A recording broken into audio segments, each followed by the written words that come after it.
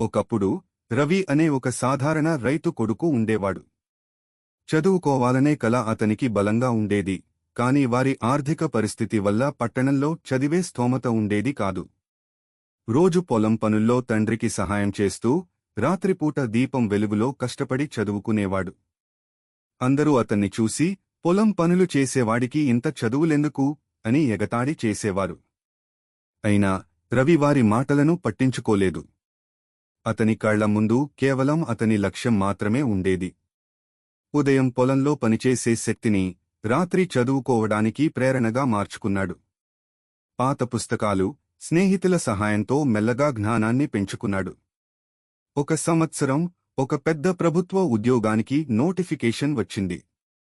రవి దానికి దరఖాస్తు చేసుకున్నాడు.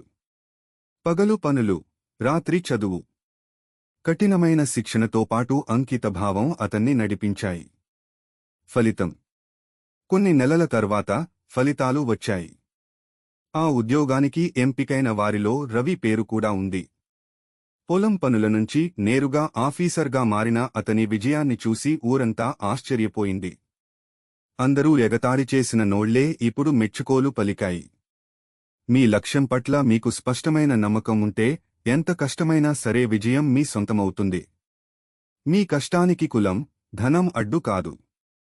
మీ పట్టుదలే మీకు నిజమైన పెట్టుబడి.